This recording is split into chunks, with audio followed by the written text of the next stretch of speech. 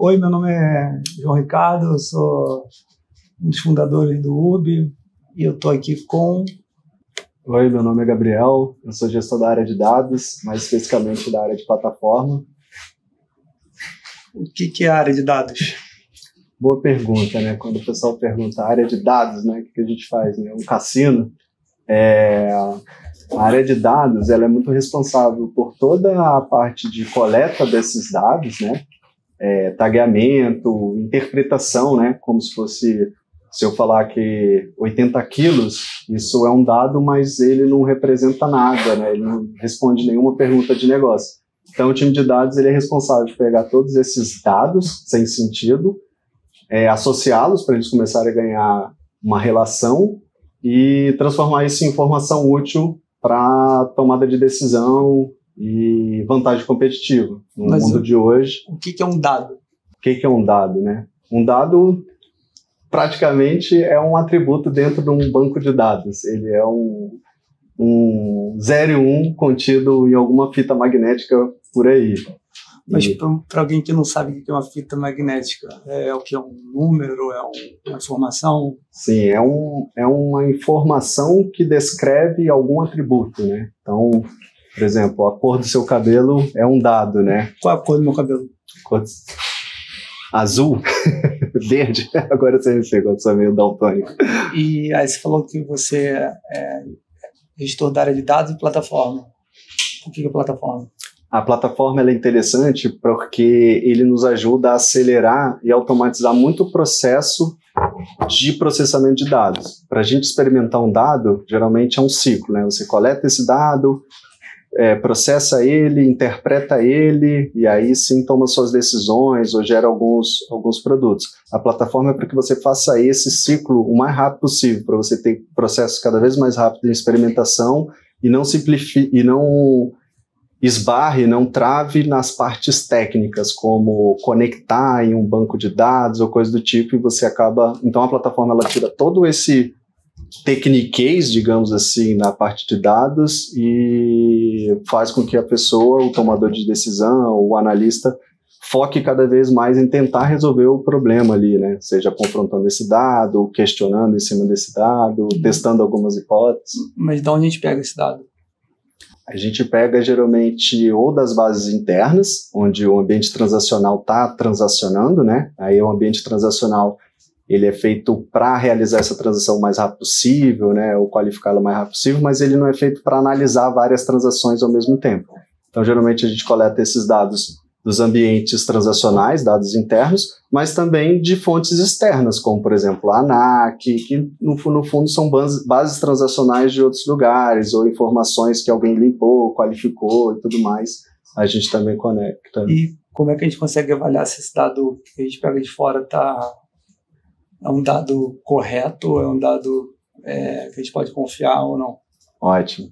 A gente tem uma série de checagens de consistência, né? Desde o primeiro, né? Se tudo que eu peguei, ele existe também do outro lado, né? Então, se eu tenho 10 laranjas, existem 10 laranjas do outro lado ou 11? E eu, por algum motivo, eu perdi desse lado. Então, tem uma checagem de consistência, checagem de range... Data quality. De data quality. Então, a gente aplica uma série de processos de governança de dados, que envolve qualidade, né? E qualidade, quando a gente fala de completude do dado, de volumetria, de variação. Então, por exemplo, um valor de um pedido não pode variar negativo. Então, isso é um processo de qualidade que a gente também extrapolece ali para dizer se o dado está qualificado ou não. Mas qual a importância disso numa empresa que vende viagem, que milhares de viagens por mês e tem um monte de gente, que isso facilita o nosso dia a dia? Ele é meio que imensurável, né? Quando a gente fala de problemas de qualidade de dados, geralmente a gente fala que é difícil de mensurar, mas é como se eu tomasse uma decisão para emagrecer baseado em um peso que eu não tenho. Então, só aí a gente já vê que a maioria dos nossos esforços vão ser feitos para um resultado que não vai acontecer, porque eu já parti do princípio de um ponto de partida e que não é. Como assim? Emagrecer?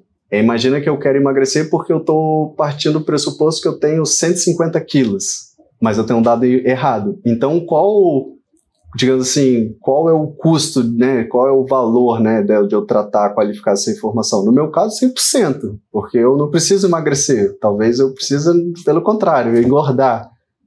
Tudo depende da qualidade da informação, né, a assertividade daquela informação para você tomar uma decisão. Uma decisão sempre é partindo do ponto A para o ponto B. Se você não sabe muito com exatidão o seu ponto A, provavelmente o seu ponto B vai ser errado. Mas essa decisão já saiu da área de dados, já vai para a área de negócio. Sim. O papel da área de dados é transparecer isso, sejam em relatórios, em reportes que confrontem, né, reportem informações incorretas, baseado em uma série de regras que a gente imputou, entendeu? Então a área de dados ela é meio que um bedel dos dados que... Bedel, como é que eu vou dizer? É um segurança, né?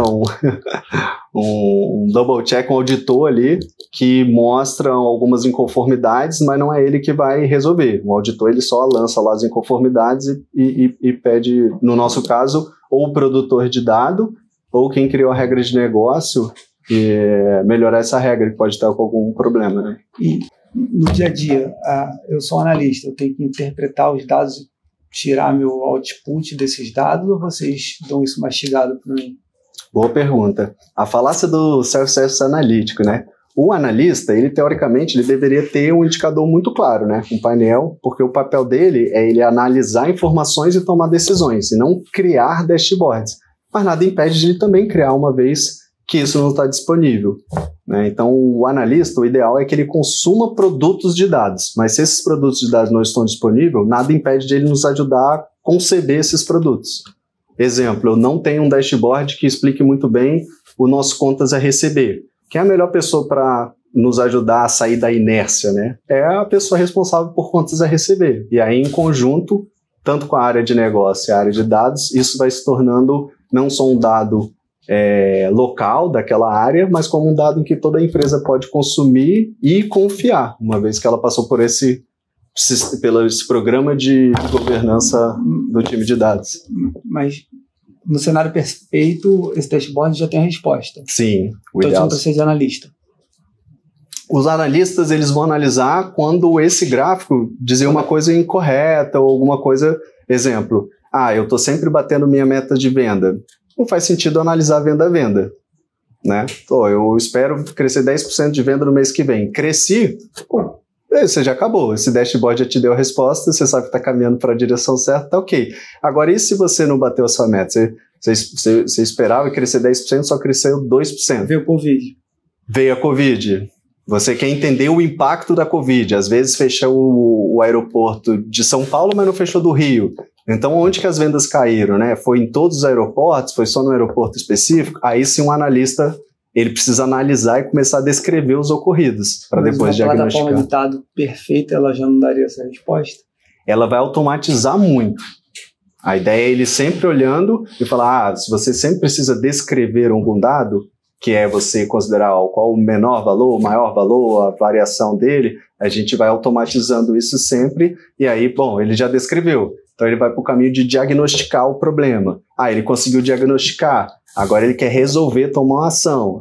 Aí o Machine Learning, por exemplo, ajuda nessa questão de automatizar a decisão. Porque eu já analisei a informação, eu sei que eu estou no ponto A e no ponto B, sei que as minhas vendas não cresceram como eu queria, diagnostiquei o problema e agora eu quero tomar uma decisão assertiva e eu consigo trazer para o time de ML. Automatizar ou direcionar uma decisão? Automatizar um processo de decisão, porque o processo de decisão, ele geralmente, ou ele é baseado em tentativa e erro, ou um peso, que é como se fosse uma árvore de decisão, né? O meu peso maior é que se fechar o aeroporto do Rio, eu vou tirar todos os meus pacotes do ar, por exemplo. Entendeu? Porque, o peso daquele aeroporto é muito grande para mim. Então, uma árvore de decisão. No fundo, você está fazendo isso de cabeça, né? Ou uma análise probabilística, né? A probabilidade de eu não vender ou acontecer alguma coisa quando acontecer tal coisa, entendeu? E aí, os modelos de machine learning, eles tendem a automatizar justamente esse processo probabilístico ou decisório como uma árvore de decisão e tudo mais. E quanto tempo vai acabar o cargo de analista? Em quanto tempo vai acabar o cargo de analista? Quando a gente conseguir finalmente automatizar tudo que é análise descritiva, diagnóstica, eu acho que ainda vai demorar um pouquinho. Tô brincando, não vai acabar o cargo de analista, não. O cargo de analista vai virar outro cargo.